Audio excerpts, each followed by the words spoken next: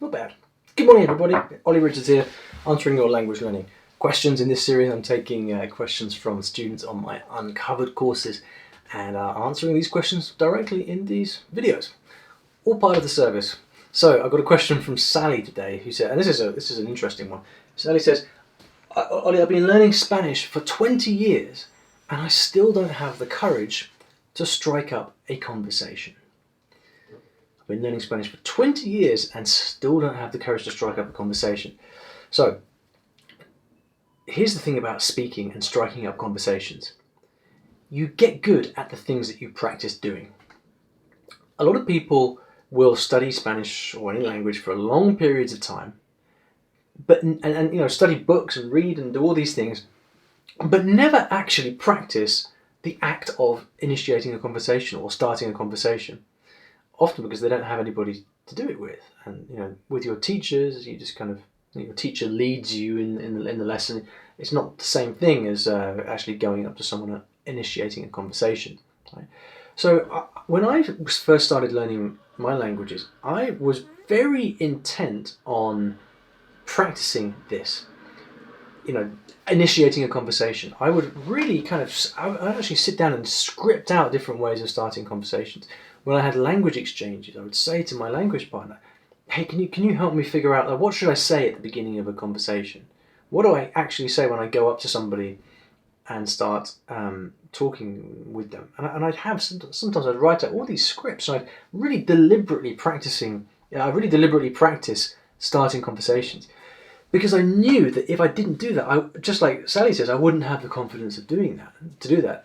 And really, Sally, the fact that you've been learning Spanish for 20 years is neither here nor there. It could be 20 days, or it could be 50 years. Until you actually practice that thing, then it's always going to be uncomfortable. Because don't forget that initiating a conversation with somebody even in your mother tongue, for many people, that's an uncomfortable thing to do. I'm not somebody that particularly enjoys going up to random people on the street and talking to them even in English. So it's doubly uncomfortable in another language.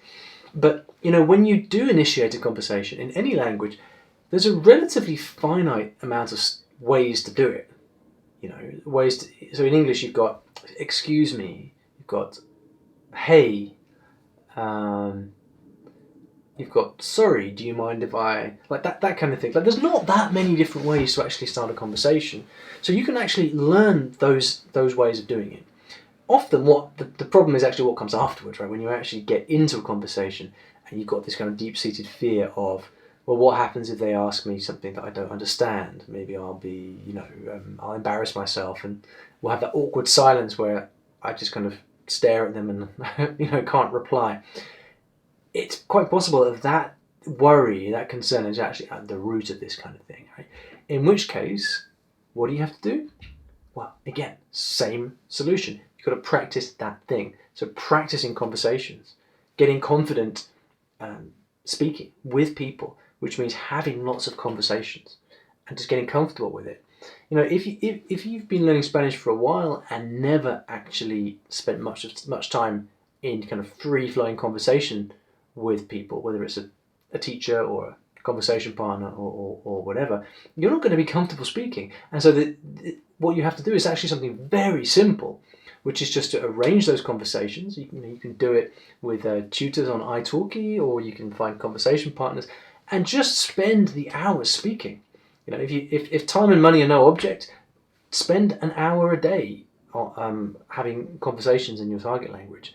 And it's going to be uncomfortable at first, but then very quickly you'll see, I guarantee you, after a couple of weeks of having daily conversations, your confidence will be through the roof, because you know that you're going to understand things, you know that you can reply.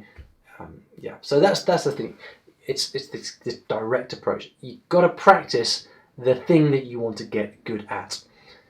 I'll leave you with that to think about. Thank you so much for watching. See you in the next video.